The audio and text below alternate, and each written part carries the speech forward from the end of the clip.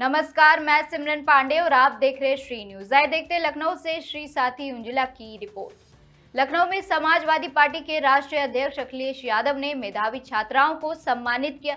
High school topper Anshika Verma, कशिश वर्मा और intermediate topper शिखा वर्मा को iPad देकर उनका हौसला बढ़ाया गया। जिसके बाद प्रेस कॉन्फ्रेंस में अखिलेश ने योगी सरकार पर कानून व्यवस्था को लेकर तीखा हमला बोला। उन्होंने गाजीपुर की घटना का जिक्र करते हुए पुलिस और प्रशासन पर गंभीर आरोप लगाया और कहा कि प्रदेश में महिलाओं की सुरक्षा खतरे में है। उन्होंने सपा प्रतिनिधिमंडल के दौरे और पीड़ित परिवार को आर्थिक मदद देने की भी घोषणा की। साथ ही किसानों और बुनकरों के लिए बड़े वादे किए।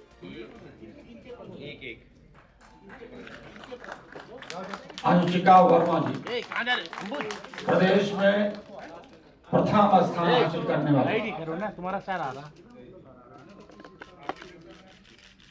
ठीक बधाई बेटा, बहुत बधाई। आप इधर नरेंद्र वर्मा जी, ठीक बधाई। दूसरी टॉपर स्कॉलर्स कशिश वर्मा सीतापुर।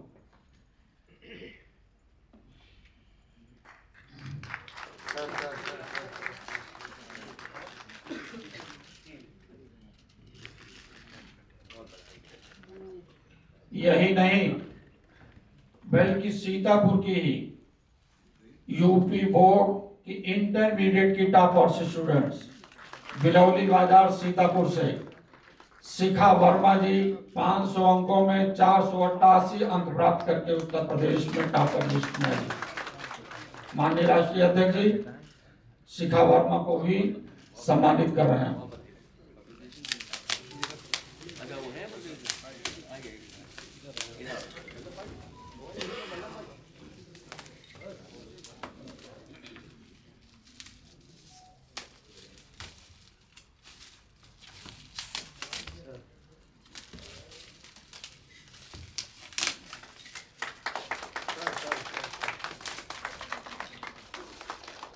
अम्बेडकर को उन्होंने स्कॉलरशिप दी और त्रावणकोर स्टेट उन्होंने भी रिजर्वेशन का प्रोविजन 1922 में 100 साल पहले इंट्रोड्यूस हुआ था। और ये जो अफर्मेटिव एक्शन, जो रिजर्वेशन प्रेफरेंशियल पॉलिसीज का जो आइडिया है, ये सबसे पहले वहां से आया। वहां से ब्रिटिशर्स ने पकड़ लिया और फिर बाद में ये थोड़ा सा दब गया। और जिस तरह से एज ए पॉलिटिकल साइंटिस्ट में देखता हूं, समाजवादी पार्टी जिस तरह से लड़ रही है देश में आइडिया ऑफ इंडिया को बचाने के लिए। मुलायम सिंह यादव जी जब डिफेंस मिनिस्टर थे, उनके आइडिया पे, उनके सजेशन पे एक मुस्लिम साइंटिस्ट को प्रेसिडेंट ऑफ इंडिया बनाया गया, एपीजे अब्दुल कलाम। और 2004 में जब सरकार बनी, एनडीए की नहीं बल्कि यूपीए की सरकार, 2004 में आप देखिए किस तरह का इंडिया था। प्राइम मिनिस्टर एक सरदार जी थे, प्रेसिडेंट एक मुस्लिम थे, और जो लार्जेस्ट पार्टी थी पार्लियामेंट में, बताया गया कि सर सैयद अहमद खान ने 1875 में एक मदरसा बनाया, जो 2 साल बाद कॉलेज बना और 1920 में यूनिवर्सिटी का। सर सैयद का मकसद बहुत गलतफहमी है। सर सैयद का मकसद हिंदू मुस्लिम इत्तेहाद को कायम करना था। यूनिवर्सिटी का जो एक्ट है आज, उसमें जो उसकी क्लॉज है उसमें लिखा है AMU is open to all without any caste, creed, religion और रेस। सम्मानित और अलीगढ़ मुस्लिम यूनिवर्सिटी से आए हुए सभी हमारे प्रोफेसर और इस किताब से जुड़े हुए सभी मानव, मैं सबसे पहले आप सबका मैं आभार प्रकट करना चाहता हूं। इसलिए आभार प्रकट करना चाहता हूं कि जहां सोशल मीडिया और इंटरनेट और कई प्लेटफॉर्म्स हैं जहां पर बहुत सारी सूचना, जानकारी या पिक्चर्स अवेलेबल हैं, लेकिन आपने कई वर्षों के प्रयास के बाद ये जो कॉफ़ी टेबल बुक, फोटोग्राफी की एक बुक और वो भी सबसे प्रतिष्ठित यूनिवर्सिटी की आपने यहाँ पर ला करके हम लोगों को न केवल जानकारी दी है, बल्कि एक लंबे इतिहास से आपने हम लोगों को जोड़ने का काम किया। उसके लिए मैं बहुत बहुत आपका आभारी हूँ। एक लंबा इतिहास 1920 से लेकर के अभी तक का और 100 साल की तस्वीरें। हालांकि जब किताब मेरे सामने आई, मैंने पूछा आप लोगों से कि इसमें मेरी तस्वीर तो नहीं है। हालांकि पब्लिशर अभी जो थे उन्होंने कहा कि बाद में जोड़ देंगे हम, लेकिन ये हमारी खुशकिस्मती है कि जो 100 साल की किताब, इतना बड़ा कलेक्शन, इतनी मेहनत के बाद जो आपने तैयार की है, उसका विमोचन करने वाली तस्वीर में हम ही दिखाई देंगे। जहां 100 साल का आपकी किताब, उसके बीच में हम, और इस यूनिवर्सिटी से जो पढ़ कर के निकले हैं अलुमनाई जो है, वो देश नहीं दुनिया में है। और कोई क्षेत्र ऐसा नहीं जिस क्षेत्र में ऊंचाइयों तक न पहुंचे हों। भारत में, भारत की तमाम संस्थाओं में, भारत के अपने देश के समाज में सब जगह प्रतिष्ठित जगह पर बैठे हैं। और दुनिया में बहुत सारे जगह पर न केवल अपनी काबिलियत मेहनत से, बल्कि जो भारत की भाईचारा की संस्कृति रही, मिलीजुली संस्कृति रही, मेल मिलाप का जो हम लोगों ने सीखा है समाज में, उस हिंदुस्तानियत का प्रचार दुनिया में हो रहा है और दुनिया में एएमयू के लोग कर रहे हैं। प्रचार के साथ साथ जो भारत का सम्मान बढ़ा रहे हैं, वो लोगों से सम्मान बढ़ रहा है, उनकी काबिलियत से बढ़ रहा है। उसमें बड़ा योगदान अलीगढ़ मुस्लिम यूनिवर्सिटी के लोगों का है। ये वो यूनिवर्सिटीज हैं, अलीगढ़ मुस्लिम यूनिवर्सिटी और BHU, वो बहुत पुरानी यूनिवर्सिटी हैं, बड़े लोग निकले हैं यहाँ से, और इसने समाज में बहुत प्रतिष्ठा कायम की है। मुझे खुशी है कि आज इतने प्रोफेसर से मुझे मिलने का मौका मिल रहा है, और सब हमारे जैसे, अपने जैसे हैं, एक ही सोच के हैं, जो हिंदुस्तानियत को और मजबूत करना चाहते हैं। यही हमारी हिंदुस्तानियत है कि सब हम मिल करके रह रहे हैं, और इधर जो खतरा पैदा हुआ है हिंदुस्तानियत को, उसके खिलाफ हम एकजुट होकर के लड़ने के लिए भी तैयार हैं। आपने मैसूर राजा का उनका याद दिलाया, वाडियार साहब, उनका भी इतिहास हम ही लोगों से जुड़ता है, गुजरात से भी जुड़ता है। वो प्रोग्रेसिव थे, पॉजिटिव सोच के राजा थे, और यहां तक माना गया कि उस दौर में उसको गोल्डन पीरियड कहा गया, जब पिछड़ों को, दलितों को, उनको हक और सम्मान दिया गया। हमें उम्मीद है कि ये पीडीए के सहारे और पीडीए के लोगों के लिए भविष्य में हम लोग उनको हक और सम्मान दिलाने का काम करेंगे। उसके लिए चाहे हमें साल लगे या सदी, हम लोग संघर्ष से पीछे हटने वाले नहीं। एएमयू सबसे पहले गाजीपुर में बना था, उसकी संस्था सबसे पहले गाजीपुर में बनी थी। स्कूल गाजीपुर में सबसे पहले स्थापना हुई, और उसके बाद एक लंबा इतिहास है कि अलीगढ़ मुस्लिम यूनिवर्सिटी अलीगढ़ में कैसे बनी जाए। सबसे पहले उसकी शुरुआत, जो पढ़ाई की संस्था बनी, वो बनी गाजीपुर में। और मुझे याद है उस समय भी कोई प्रोफेसर हमसे मिले थे, और उन्होंने बताया कि सबसे पहली संस्था वहाँ बनी है, थोड़ी जर्जर है। उस समय समाजवादी सरकार में 50 लाख रुपए देकर के सरकार से उसका तमाम रिनोवेशन का काम भी अपनी सरकार में हुआ था। तो शिक्षा से ही हमारा समाज और देश तरक्की करेगा, खुशहाली का रास्ता अपनाएगा। आज जब एएमयू के लोग आए, हम उनको भरोसा दिलाते हैं कि समाजवादी पार्टी ने हमेशा हमारे देश के डेमोक्रेटिक फैब्रिक को, सेकुलर फैब्रिक को और हिंदुस्तानियत को हमेशा आगे रखा है। उसको और मजबूत करने के लिए हम लोग लगातार काम करते रहेंगे। जो एक तंत्री लोग हैं, जो संविधान से नहीं चलना चाहते हैं, मन विधान से चलना चाहते हैं, उसके खिलाफ हम लोग लगातार संघर्ष करते रहेंगे। ये आज आपको भरोसा दिला रहे हैं। क्योंकि गाजीपुर की बात हुई तो गाजीपुर में एक और बात हुई है। हमारे लोगों के साथ बहुत व्यवहार खराब हुआ और सरकार के इशारे पर सरकार के लोग शामिल हैं, बीजेपी के लोग शामिल हैं। बीजेपी नहीं चाहती कि हम पीड़ित समाज के लोगों के साथ खड़े हों, उनको न्याय दिलाएं। सुना है बहुत सारे कानूनी और न जाने क्या क्या हो रहा है वहां पर कि कोई आ न पाए वहां पर। कुछ नई धाराएं लग गई वहां पर, अभी कागज हम तक नहीं पहुंचा है। जब बीजेपी वाले खुद नहीं आगे कर पा रहे कुछ, तो दूसरों से पत्र लिख पा रहे हैं, उनके पीछे छिप करके।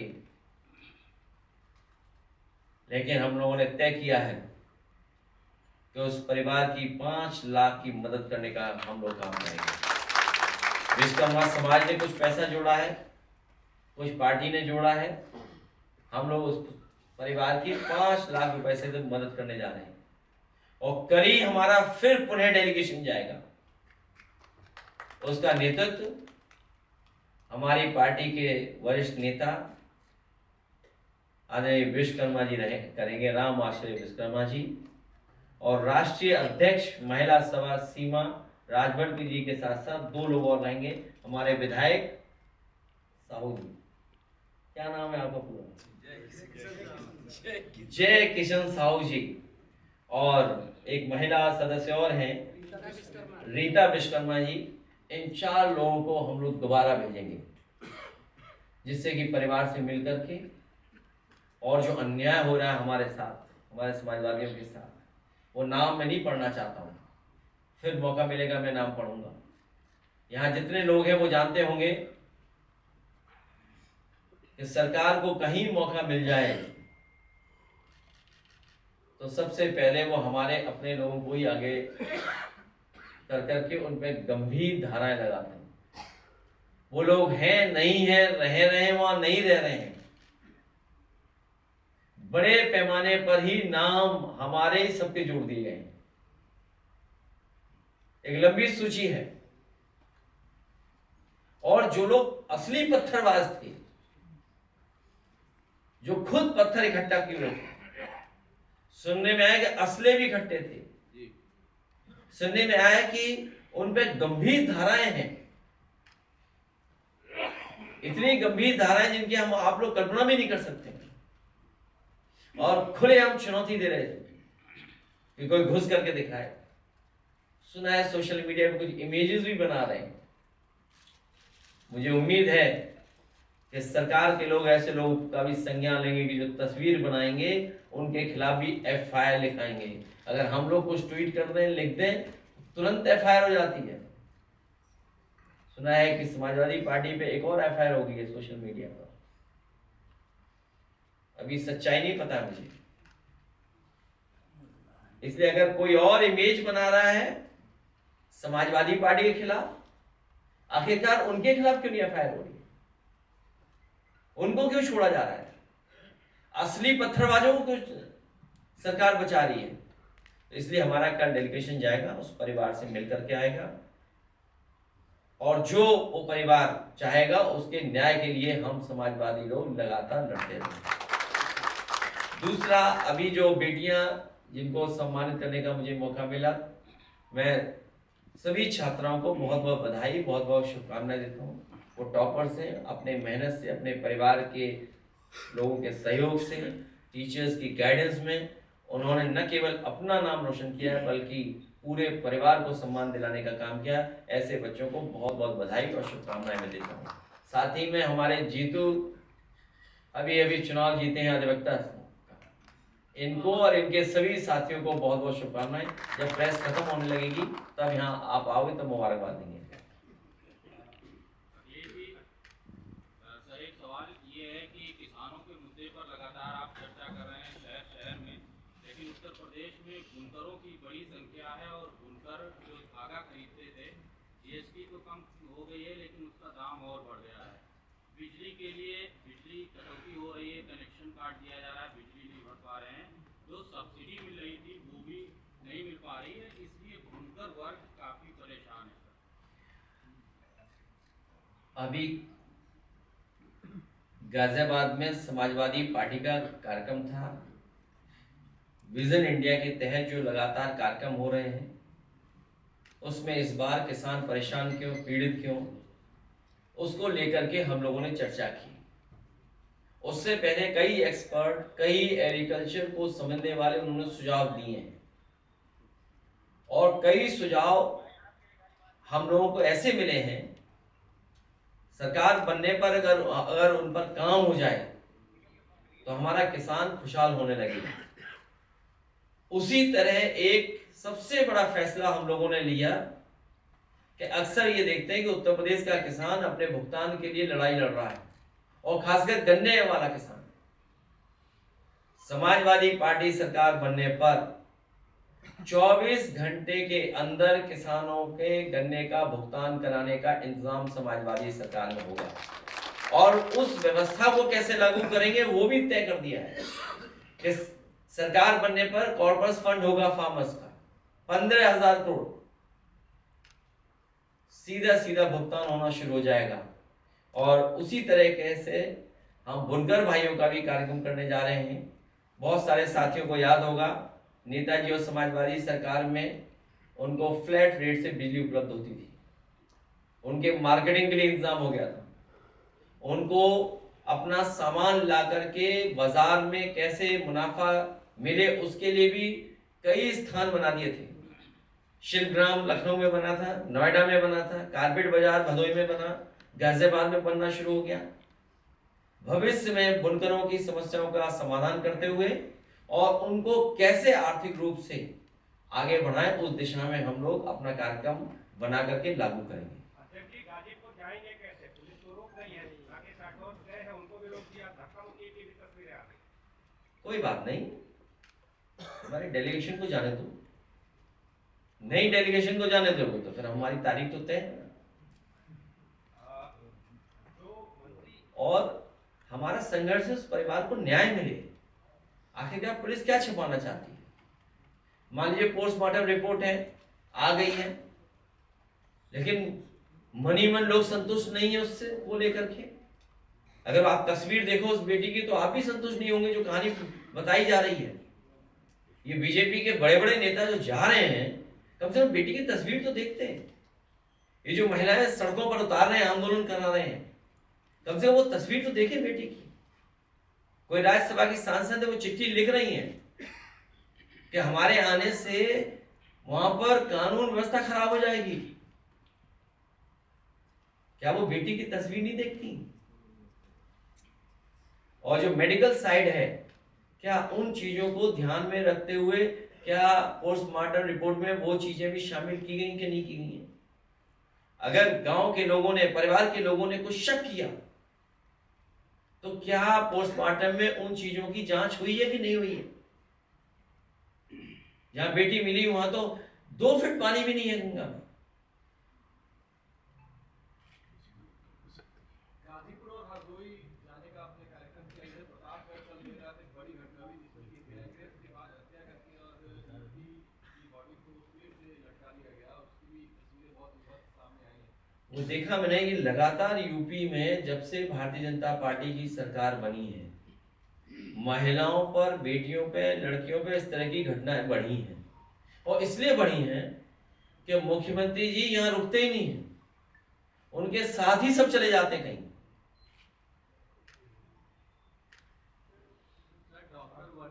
और आखिरकार जो सरकार दावा करती थी वुमेन सिक्योरिटी की, लड़कियों की सिक्योरिटी को, वो क्यों खोखली साबित हो रही है?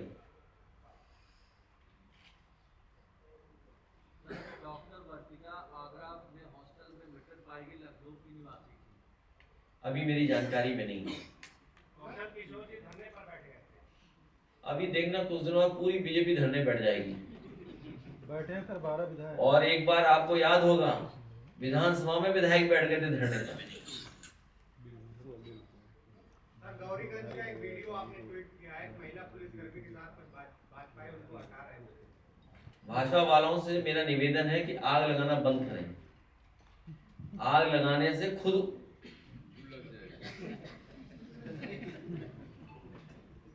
गाजीपुर में कईयों का बहुत नुकसान हुआ। 2 खबरें तो आई हैं, बाकी खबरें नहीं आई हैं, आप ही लोगों ने दबा दी हैं लगता है। बहुत से लोग जल गए उसमें। अखिलेश जी, और महिलाएं कह रही हैं बीजेपी की, इतनी गर्मी में उन्हें बाहर लाया जा रहा है, वो महिलाएं खुद कह रही हैं कि अगर बीजेपी को आरक्षण देना था तो अभी क्यों नहीं दे रहे हैं, जो अभी जो संख्या है। अखिलेश जी, सोचिए आप, बीजेपी की खुद ही महिलाएं कह रही हैं कि ये आरक्षण अगर लागू करना था हमारे लिए तो अभी क्यों नहीं लागू कर दे रहे हैं, क्यों देरी कर रही है, क्यों डिलिमिटेशन से लिंक किया। इसका मतलब बीजेपी के लोग सोची समझी रणनीति के तहत विपक्ष को बदनाम करने के लिए और वोट पे नजर रखते हुए जानबूझ करके इस तरह का वो लेकर के आए थे। जानते थे कि लोकसभा में उनके पास बहुमत नहीं है और बंगाल में जमानत जब्त न हो जाए, इसलिए उनके एमपी 4 दिन प्रचार न कर पाए और बुला लो वहीं। सर, गाजीपुर में एक तरफ बेटी को न्याय नहीं मिल पा रहा है, एक तरफ बीजेपी कह रही है कि महिला आरक्षण कानून लाएंगे, और वहाँ प्रशासन ये कह रहा है कि आप बेटी की न्याय के लिए कैंडल मार्च के लिए निकाल सकते हैं। और इसलिए उन्होंने ये फैसला लिया है कि उनकी खुद की महिलाएं जल गई हैं, इलाज हो रहा है कईयों का। ये तो प्रिकॉशन लिया उन्होंने अपनी महिलाओं के लिए, सेफ्टी प्रिकॉशन। सुना है कि किसी को बहुत नुकसान हो गया है, और याद रखना जलने वाला कभी ठीक नहीं होता है। आपका पुतला फूका जा सकता है। ये विपक्ष की तैयारी करते करते ये भी नहीं जानते पुतला कैसे बनाया जाता है। 30 तारीख को जो स्पेशल सेशन हो रहा है, क्या पार्टी शामिल होगी उसमें? अभी हमारे विधायक और सब लोग बैठ के तय करेंगे। 28 अप्रैल को महिला सम्मान करने जा रही बीजेपी काशी में, उसमें नितिन नवीन पहली बार ऐसी जनसभा में पहुंचे। अभी सरकारी कार्यक्रम होगा उनका, अपना करेंगे सरकारी कार्यक्रम, लेकिन आंकड़े तो ये बताते हैं कि सबसे ज्यादा असुरक्षित महिलाएं और बेटियां कहीं हैं तो उत्तर प्रदेश में। अखिलेश जी, मान लीजिए आज जिन बच्चों को हमने सम्मान किया तो इसीलिए सम्मान किया कि उन्हें नंबर इतने आए हैं। आप लोग भी तो अपनी टीआरपी देखते हो ना, नंबर में एक आकलन तो करते हैं ना आप लोग, टीआरपी इतना है, व्यूशिप इतनी है, हमारा ये वायरल हो गया वीडियो, तो कुछ तो है ना, आंकड़े तो है ना, मानक तो है ना किसी चीज का। अब आप सोचिए, जो आंकड़े बताते हैं देश में, वो सबसे ज्यादा घटनाएं उत्तर प्रदेश में हो रही महिलाओं के खिलाफ, बेटियों के खिलाफ।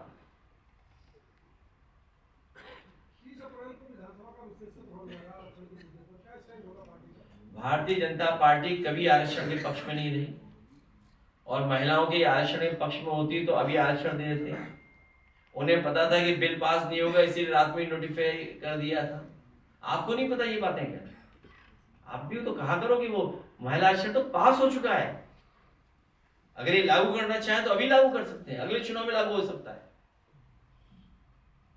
रवि किशन जी बोले हैं कि 4 मई के बाद से पूरे भारत भर से मछलियां लाके बंगाल में लाई जाएंगी और 4 गुना मछलियां लोग खाएंगे। वो शूटिंग कर रहे हैं। उसके बाद वो वेज मछली होगी कि नॉन वेज मछली होगी? बिना लहसुन प्याज। क्या बीजेपी पर भरोसा करते हो?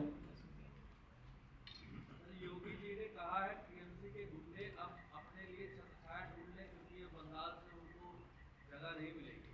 क्यों ये बात कहते हैं? क्यों अपना चैनल चलाने के लिए सवाल पूछ रहे हो मुझसे? उन्हें खुद पता है कि कौन है गुंडा। जी ब्रजेश पाठक एसपी से मुलाकात की है, उन्होंने बीजेपी जिला अध्यक्ष मोहनलाल कुशवाहा पर आरोप लगाए हैं, शारीरिक संबंध का दबाव बनाने का आरोप है, और महामंत्री जयपाल पर फोन पर धमकाने का भी आरोप लगाया है। किसने भेजा व्हाट्सएप तुम्हें?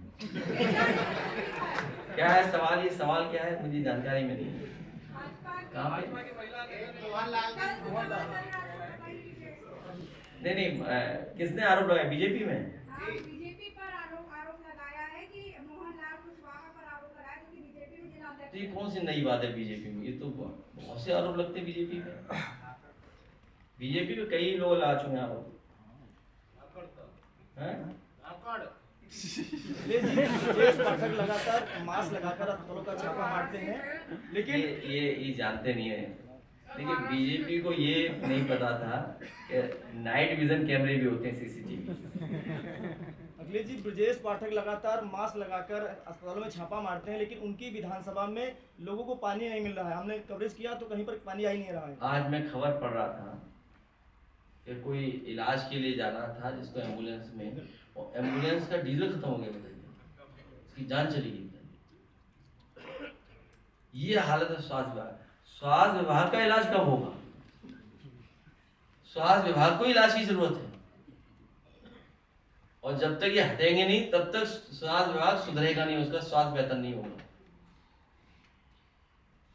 सर, उत्तर प्रदेश में किसानों की खाद को लेकर अभी से दिक्कतें अभी कुछ दिन बाद खाद की बड़े पैमाने पर संकट होने जा रहा है, और चुनाव खत्म होते ही देखिएगा डीजल पेट्रोल खाद सब महंगा हो जाएगा। ये भारतीय जनता पार्टी ने तैयारी कर ली है। हमें आपको महिला आरक्षण को गिरा देंगे और धीमे से रेट बढ़ा देंगे, और जबकि महिला आरक्षण बिल पास हो गया है। भारतीय जनता पार्टी की जागरूक पढ़ी लिखी महिलाएं कह रही कि हमें गर्मी में क्यों उतार दिया सड़कों पर। जब आरक्षण पास हो चुका है तो लागू क्यों नहीं कर रहे? उनसे से लागू कर दे। आप खुद जानते हो पास हो चुका है। ओपी राजभर जी कह रहे हैं कि आप माहौल खराब करने के लिए जा रहे हैं। हमारी समाजवादी पार्टी से उस डेलीगेशन में सीमा राजभर भी जा रही है, राष्ट्रीय अध्यक्ष महिला सभा। वो जवाब देंगी उनका। ये जी एक वन विभाग से सवाल है कि वन विभाग ने कहा है कि बंदरों के आतंक से जो क्षेत्र बहुत ही संवेदनशील है वहाँ बंदरों को मारने की इजाजत दे दी जाएगी। क्या सर ये निर्णय बंदरों की हत्या करना, सरकार के पास कोई बड़ा संसाधन होता है और सारे विकल्प मौजूद होते हैं? नहीं, बंदर का नुकसान नहीं करना चाहिए। बंदर से हम सब परेशान हैं।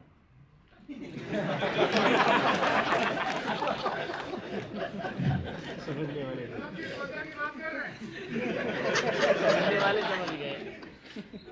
समझदार को सारा काम। सर 2 की 3 एक ही।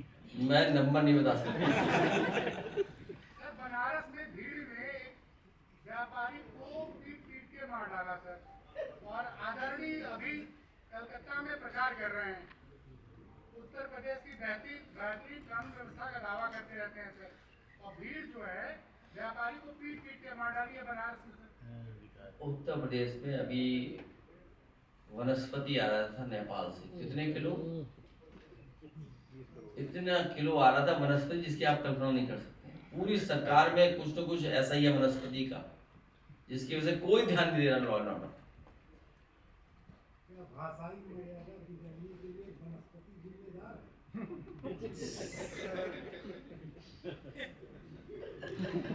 अच्छा, क्या पूछ रहे हैं आप? अच्छा हुआ उन्होंने केवल स्वामी विवेकानंद जी को पढ़ा था, रविन्द्रनाथ टैगोर जी को नहीं पढ़ा था। और सोचो अगर पढ़ लिया हो तो क्या बोलते हो? अभी तो केवल स्वामी विवेकानंद जी को पढ़ा ना, और रविन्द्रनाथ टैगोर जी को पढ़ लेते तो क्या बोलते? शिवाजी को लेकर के नागपुर में बयान दिया था, उसके बाद उन्होंने माफी मांगी, कहा मेरी कुंडली में ही विवाद दिखा है। अब मत बुलवाइए, मैं जीतू यादव को बुलाता हूँ, उन्हें बधाई देता हूँ, और हमारे प्रोफेसर्स एएमयू की जितने, उनका बहुत बहुत धन्यवाद, बहुत बहुत आभार। और हमारा कल डेलीगेशन जा रहा है, फिर आगे रणनीति तय करेंगे क्या करना है।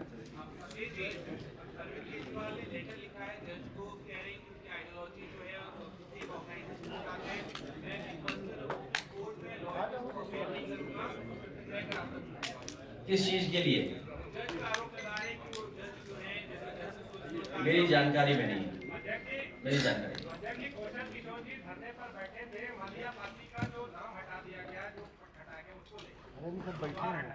मेरी जानकारी में नहीं है, मुझे कोई आंदोलन नहीं पता लगा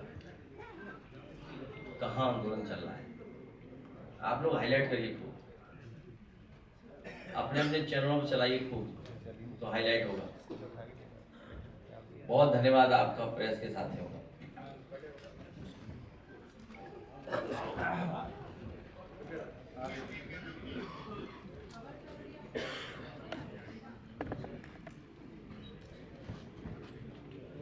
धन्यवाद बधाई दें।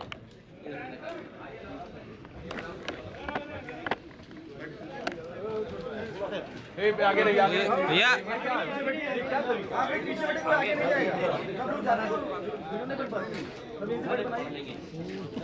जब बैठ के आराम से बनना है तो क्या जरूरत है भैया?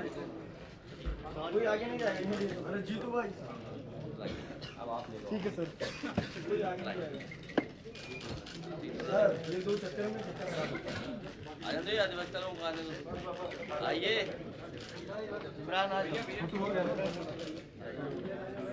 भैया भैया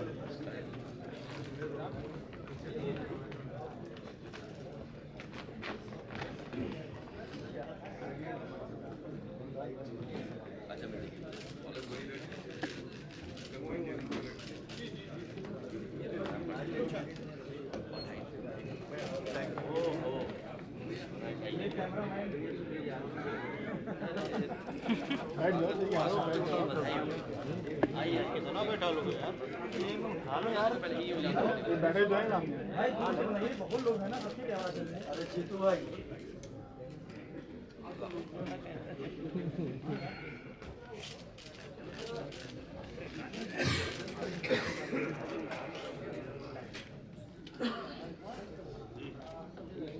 अरे आ जाओ।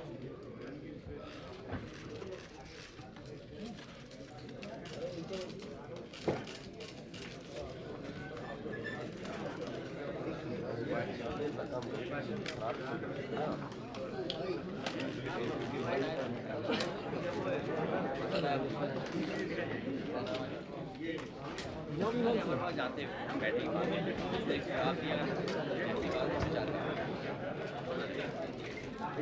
बचा के अधिवक्ता हमारे प्रोफेसर